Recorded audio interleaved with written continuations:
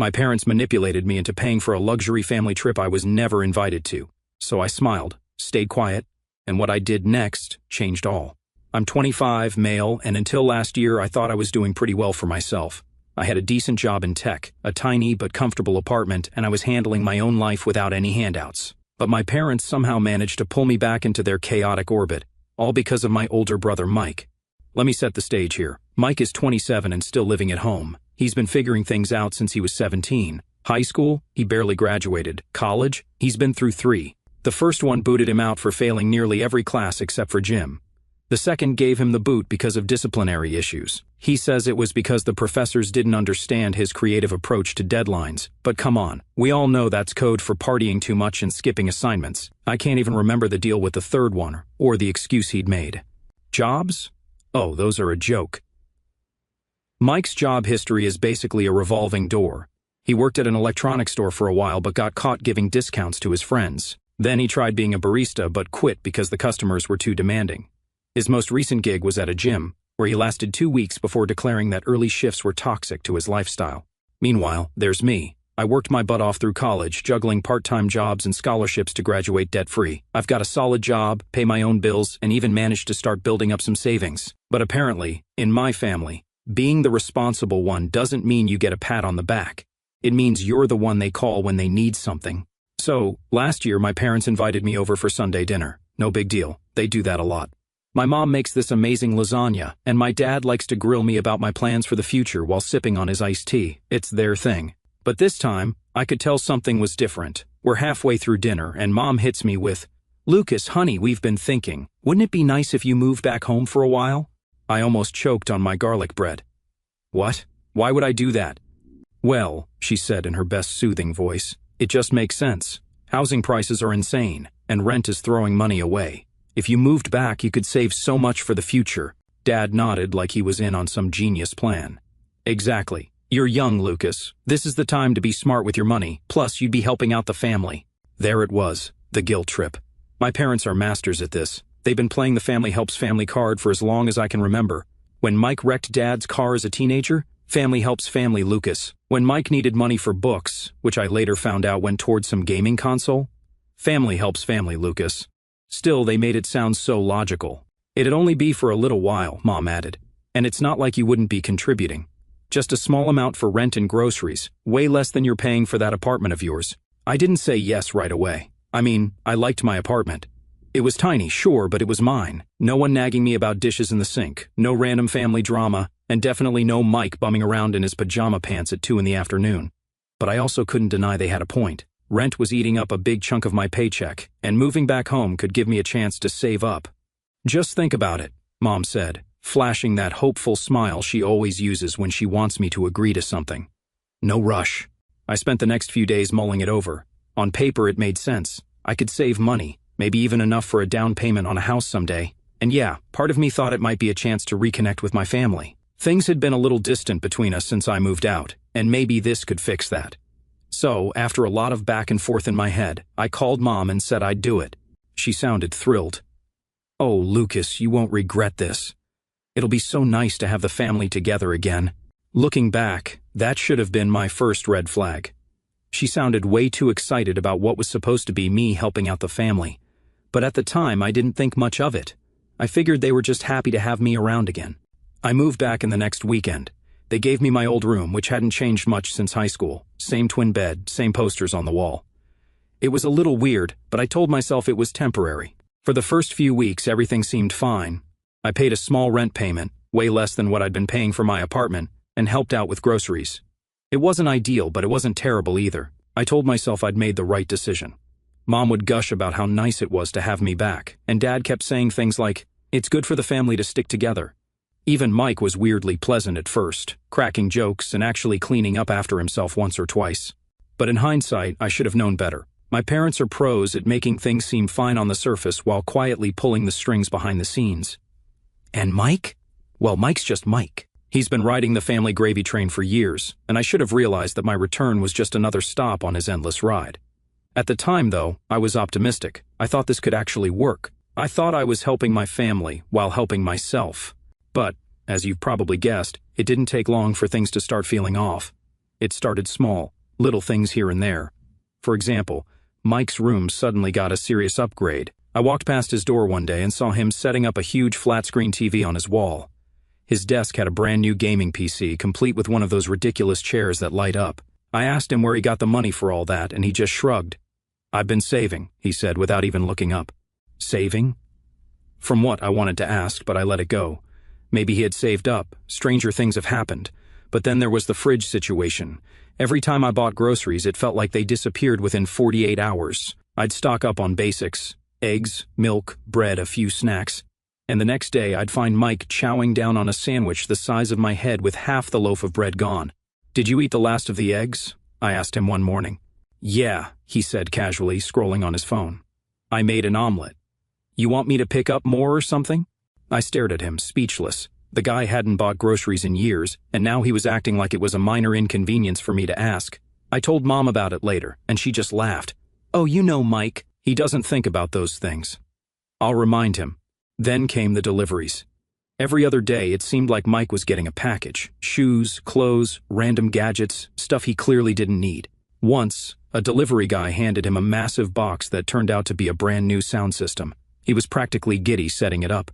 "Where's all this money coming from?" I asked, trying not to sound too accusatory. "Oh, here and there," he said vaguely. Here and there apparently meant my wallet, because the next time I went to do the grocery run, Mom handed me her card and said, "Use this for the family stuff, and if there's anything extra, just cover it. We'll pay you back later." I didn't think much of it at first. I figured it was one of those, "we'll square it up later" kind of deals. But later never came. By the time I realized she wasn't keeping track, I'd already covered hundreds of dollars worth of groceries. And then there was the rent situation. When I first moved back, we'd agreed on a small fixed amount I'd pay each month. But about 2 months in, Mom said, "Lucas, I hate to ask, but could you help a little more this month? Things are tight right now." "Sure," I said, figuring it was a one-time thing. Except it wasn't. The little extra became the new normal, and suddenly, I was paying almost as much as I had been for my apartment. When I brought it up, Dad said, "It's just temporary. You're in a better financial position than we are right now, and it's good for the family." That phrase, "good for the family," was starting to sound like a broken record. It wasn't just the money, though, it was the whole vibe. I started noticing how everything revolved around Mike. If he wanted something, my parents bent over backward to get it for him. If he needed to borrow the car, no problem. If he wanted to have friends over for a movie night, Mom made snacks and told me to be flexible about the noise. Meanwhile, if I so much as left a dish in the sink, I got a passive-aggressive comment about how we all need to pitch in. One time I overheard Mom on the phone with her sister, bragging about how Mike's finally getting his act together. She went on and on about his plans to start a business, some vague idea about creating custom sneakers or something. "Lucas is helping us keep things stable," she said, as if my contributions were just some side note in the grand saga of Mike's life. That was it. I walked upstairs, shut my door, and sat on my bed, fuming. How had I let things get to this point? I was busting my ass at work, paying for everything, and dealing with this nonsense while Mike got to coast through life like it was one big vacation. I started replaying everything in my head. Mike's new TV, the groceries disappearing, the constant deliveries, the never-ending rent hikes. It all started to click. This wasn't about helping the family. This was about me funding their lifestyle, with Mike as the star player, and me as the background character keeping the lights on. The next day, I tried talking to my parents about it. I sat them down and said, "Look, I feel like I'm contributing a lot more than we originally agreed on. Can we go back to what we talked about in the beginning?" Mom gave me her usual sweet smile. "Oh, Lucas, we're so grateful for everything you're doing. It's just that things are a little tough right now. You know how it is." Dad added, "It's not forever. Just until we get back on our feet." They always had an excuse. Always. And every time they made it sound like I was the bad guy for even bringing it up. After that conversation, I started paying closer attention to how things were being handled. I noticed how often Mom and Dad would whisper to each other when they thought I wasn't listening. I saw how Mike seemed to have an endless supply of new projects that required my parents' financial support. And I realized something else: this wasn't going to stop. They weren't planning to get back on their feet. They were planning to keep leaning on me for as long as I let them.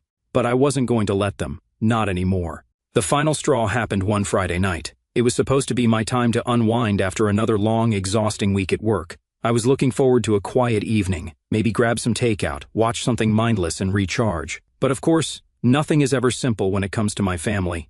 I walked into the house and was greeted by chaos. The living room looked like a frat party aftermath. Empty soda cans and chip bags were everywhere, and Max, Mike's hyperactive dog, was barking his head off at some random noise outside. Mike was sprawled on the couch, his feet up on the coffee table, gaming as usual.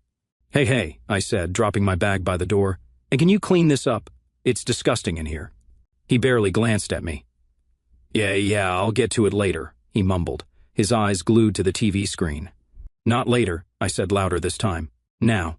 I've been at work all day, and the last thing I want to do is come home to this mess. Dude, chill, he said, pausing his game. It's just a few cans. Why are you so uptight all the time? I felt my patience snap. Uptight, Mike? This isn't just about a few cans. It's every damn day. I'm working my ass off while you sit around doing nothing, and you can't even clean up after yourself. What's your problem? He shot back, standing up. She moved back in, not me. No one asked you to play housemaid. We were yelling at this point, and Max, clearly not a fan of the noise, started barking even louder. Are you serious right now? I shouted. I've been paying rent, buying groceries, covering bills, and you think I'm just being a maid? You've been mooching off Mom and Dad for years, and now you're trying to act like I'm the problem. Mike rolled his eyes and waved me off. Oh, here we go again. Poor Lucas, always so responsible. You're not a saint, dude. If you don't like it, leave. No one's forcing you to stay. That hit harder than I expected. You know what? I said, shaking my head. You're right, I don't have to stay. And I'm done. He looked surprised for a second, but quickly masked it with a smirk. Good. Don't let the door hit you on the way out. I stormed upstairs, slamming my door behind me. I wasn't going to back down this time. I grabbed my duffel bag and started packing. I didn't care if it was late or inconvenient. I was done. As I threw clothes and essentials into my bag, I couldn't stop replaying the argument in my head. How had I let it get to this point? Why had I stayed as long as I did? The answers didn't matter anymore. I just knew I wasn't going to spend another night under this roof. I carried my duffel bag downstairs, ready to leave. But just as I reached the bottom step, I heard the front door open. Mom and Dad were back from their dinner. Oh, Lucas, what are you doing? Mom asked, her cheerful tone shifting to confusion as she noticed my bag. I'm leaving, I said flatly. What? She asked, stepping closer. Why? What happened? Before I could respond, Mike came into the room, still wearing his smug expression from earlier. He's just being dramatic, he said, leaning against the wall. Mom's face fell. Dramatic? Mike, what did you do? Nothing, he said defensively. We had a little argument, and now he's blowing it way out of proportion.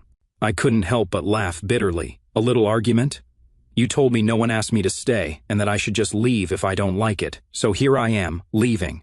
Mom turned to Mike, her voice dropping to that soft, serious tone she uses when she's trying to keep things calm. Mike, you need to apologize to your brother for making him feel unwelcome, she said firmly. We need Lucas here. He's been helping out so much, and it's not fair to push him away like this. Dad, who had been quiet up until now, added, She's right. If Lucas leaves, it's going to make things a lot harder for all of us. You need to make this right, Mike. Mike groaned. Fine, I'll apologize, whatever. I stood there, staring at them in disbelief. They weren't asking him to apologize because they cared about me or wanted me to feel appreciated.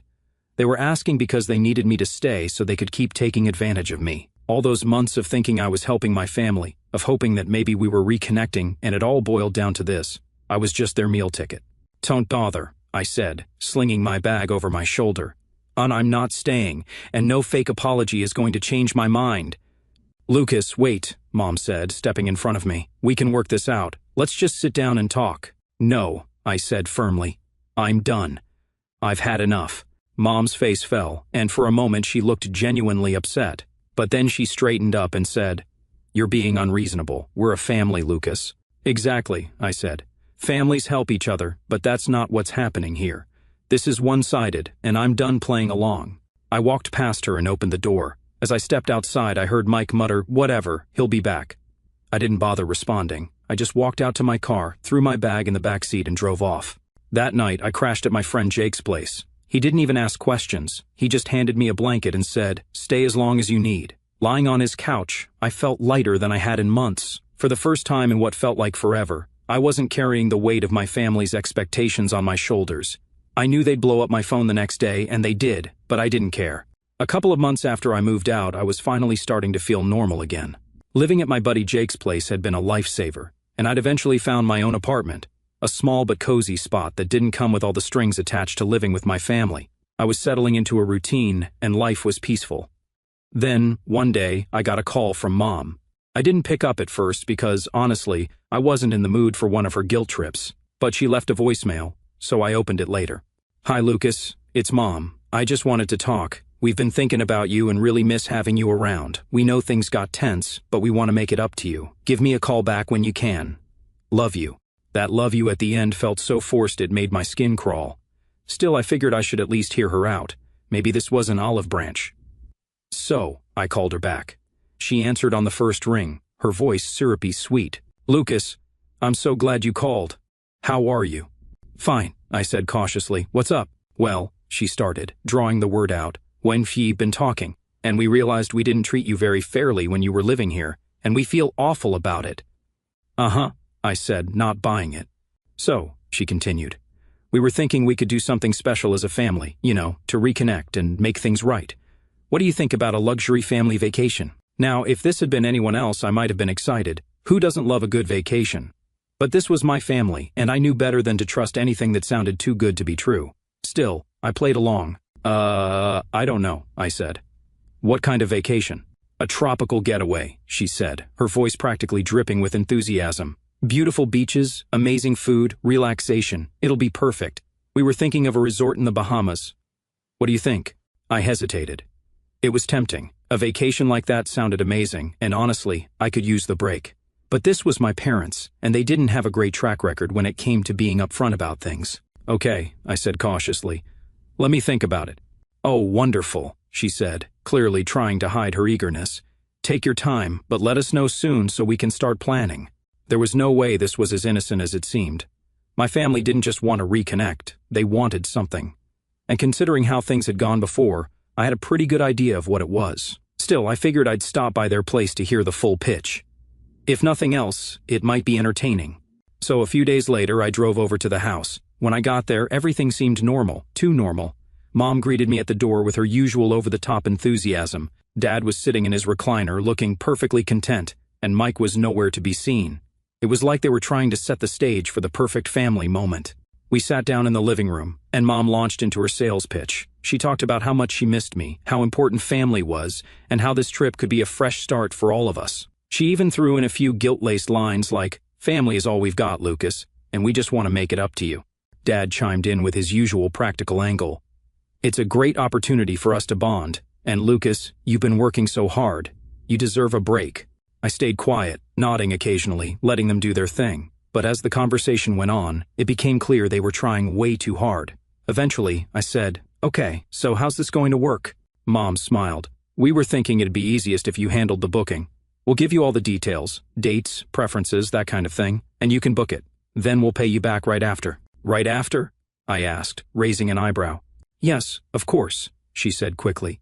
"One just thought it'd be simpler for one person to coordinate everything." At that moment, I heard the garage door open. Mike had arrived. I wasn't planning to stick around. Sure enough, as I was heading toward the door, I overheard them talking in the kitchen. "Once Lucas agrees to book everything," Mom said, "we'll promise to pay him back, but we won't." Mike's voice chimed in, laughing. "He owes us anyway. And then Dad, he'll get over it, like always. He's got the money."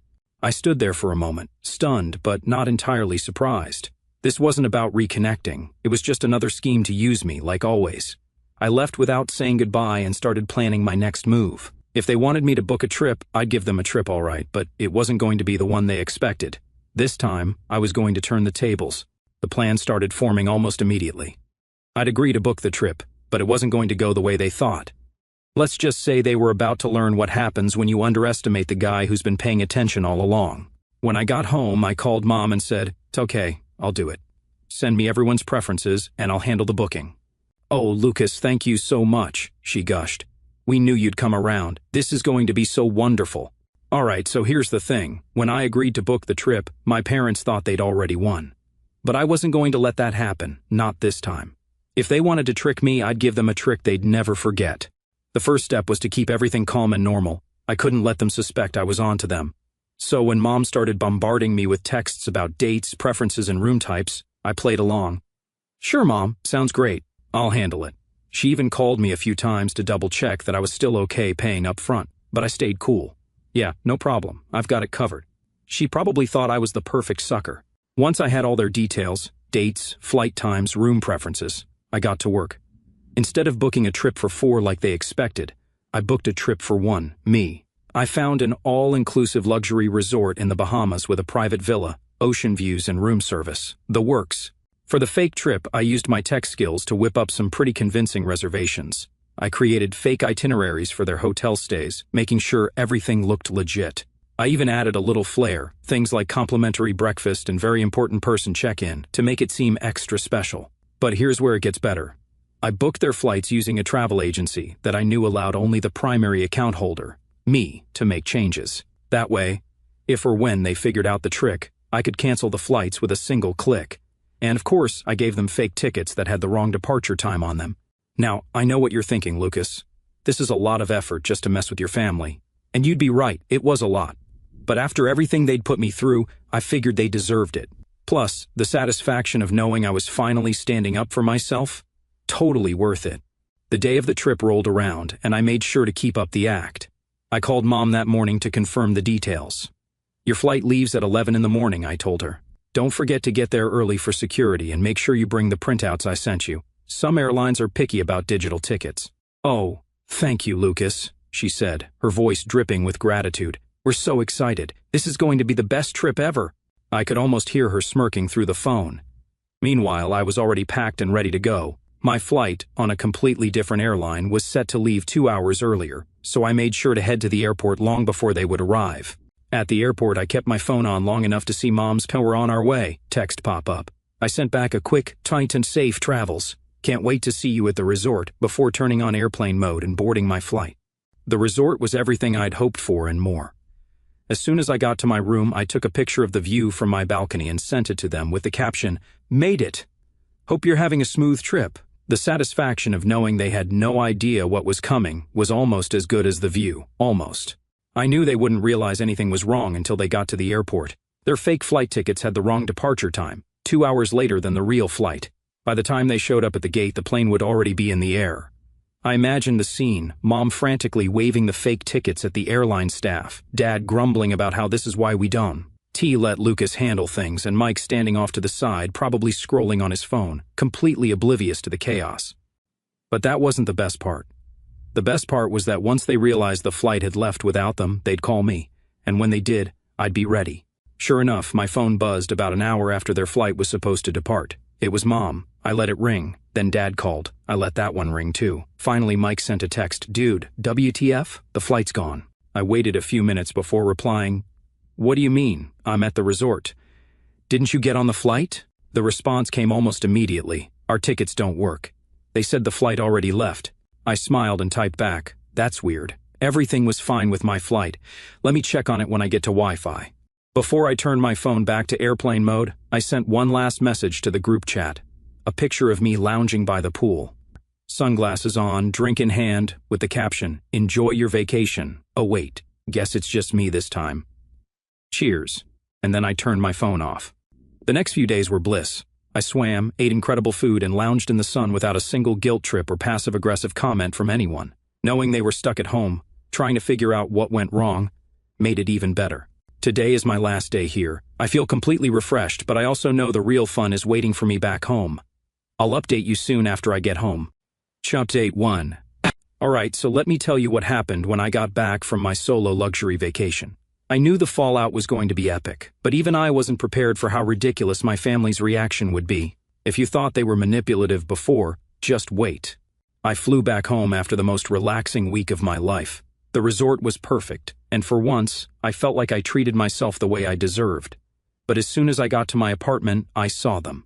Yep, my parents and Mike were camped out right outside my door like they were staging an intervention. Mom looked furious, Dad was red-faced and pacing, and Mike, well, he just looked annoyed. Probably because he had to leave his PlayStation for this.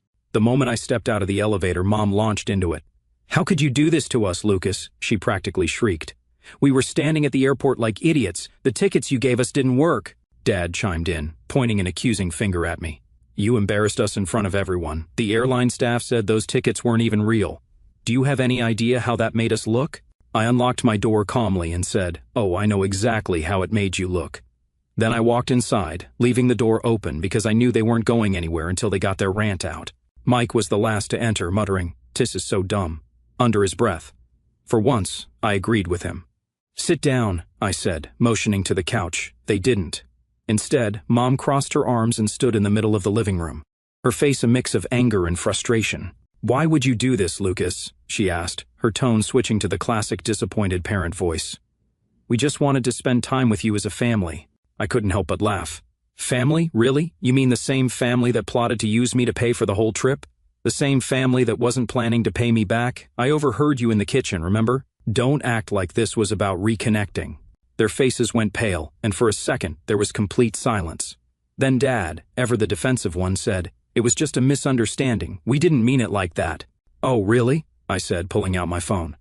I tapped the screen a few times, then hit play. The recording I'd made of their kitchen conversation filled the room. I hit pause and slid my phone back into my pocket. "Still a misunderstanding?" I asked, looking directly at Dad. Mom opened her mouth, closed it, then opened it again, like a fish gasping for air. Finally she said, "That was taken out of context." I laughed harder this time. "Out of context? You literally said you weren't going to pay me back. How much clearer does it need to be?" Mike, who had been unusually quiet, finally spoke up. "Okay, fine, maybe we were going to let you cover it, but it's not like you can't afford it. You're doing fine." I turned to him, my blood boiling. "Choto, I'm sorry, Mike. Is it my responsibility to fund your vacations now? Or does that only apply when Mom and Dad run out of money bailing you out of whatever mess you've made this time?" Don't talk to your brother like that," Mom snapped. "Working hard?" I interrupted, my voice rising. "At what? He hasn't worked a real job in years, but somehow he's always got new gadgets and trips planned. Meanwhile, I'm the one busting my ass, and you expect me to just hand over my money like it's nothing? Not anymore." Dad tried to step in, his tone calmer but still condescending. "Oh, Lucas, we're family. You shouldn't be airing our dirty laundry like this." That was the last straw. "You want to talk about family?" I said, my voice steady but sharp. "Family doesn't manipulate each other. Family doesn't treat one kid like an ATM while letting the other coast through life without consequences. You don't get to pull the family card now just because you're mad I didn't let you use me this time." They didn't have much to say after that. Mom tried to guilt me one last time, saying, "You've changed, Lucas. You're not the same person you used to be." "Yeah, I have changed," I said. "Until I've learned how to stand up for myself. And you're mad because you can't control me anymore." With that, I opened the door and gestured for them to leave. "We're not done talking about this," Dad said as he walked out. "Oh, I think we are," I replied, shutting the door behind them. The next day, the real fallout began. My phone started blowing up with messages from extended family and mutual friends, all saying some version of, "How could you treat your parents like that? And as such, you're being so selfish." Apparently, Mom and Dad had wasted no time spreading their version of the story. According to them, I'd tricked them with fake tickets as some kind of cruel prank, leaving out the part where they were planning to screw me over in the first place. So now I'm thinking about getting back at them. I have something in mind. I'll update you guys after it's done. TV Update 2. Hey again, Reddit. Here's the update you've all been waiting for.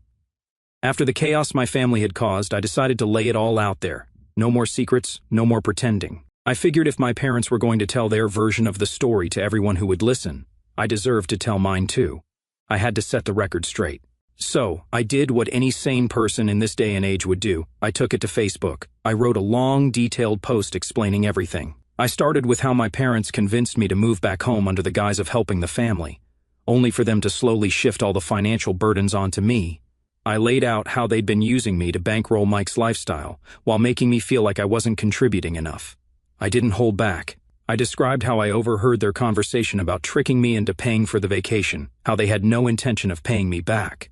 Of course, I also included the part everyone was most curious about, my revenge. But here's where I really drove the point home. I attached the recording, the one where my parents and Mike spelled out their entire scheme, laughing about it. I made sure to preface the post with a clear disclaimer. This isn't to humiliate anyone. I'm sharing this because my parents have been spreading their side of the story, and I think it's only fair that my friends and family hear the truth. You can decide for yourself who's in the wrong. I hit post and sat back, waiting to see what would happen. The reaction was immediate. Within an hour, the post had dozens of comments and shares. People who had initially bought my parents' sob story started backtracking fast. "Sanai had no idea this was the full story," one cousin wrote. "I'm so sorry for judging you, Lucas. You were right to stand up for yourself." A family friend who'd known us since we were kids commented, "Wow, I always thought your parents favored Mike, but I didn't realize it was this bad. Good for you for getting out of that toxic situation." One of Mom's closest friends sent me a message saying, "I can't believe they did this to you. I'm so sorry I believed them without hearing your side first. You didn't deserve any of that." As for my parents, oh, they were furious. Mom left a series of comments on the post, all variations of, "I can't believe you're airing our private family matters online.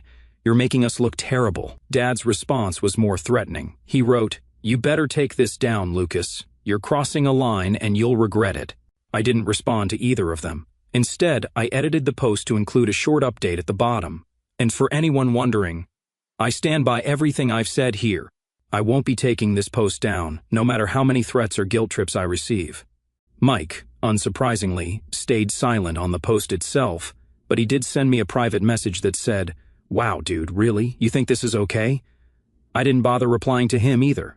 Over the next few days, the fallout continued. More relatives and family friends reached out, some offering support, others trying to mediate. A few suggested I should be the bigger person and take the post down to avoid further conflict. But at that point, I wasn't interested in conflict resolution. I was interested in finally being free from their manipulation. The breaking point came when my parents showed up at my apartment again.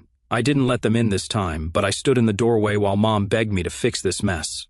"You've ruined our reputation," she said, tears streaming down her face. "How could you do this to us, Lucas? We're your parents." "You ruined your own reputation," I told her. "All I did was tell the truth. If that embarrasses you, maybe you should take a hard look at your behavior instead of blaming me." With that, I closed the door.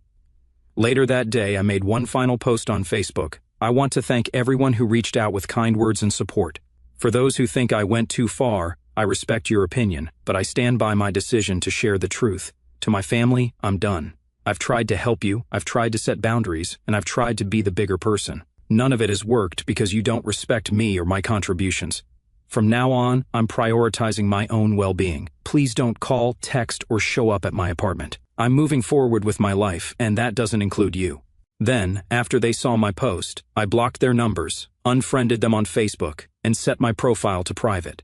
Life is quieter now, and I've been focusing on building relationships with people who actually respect and care about me. Cutting ties wasn't just the best decision for me, it was the only decision. Sometimes walking away is the most loving thing you can do for yourself. Thanks for sticking with me through this wild ride. I'm finally free, and it feels incredible.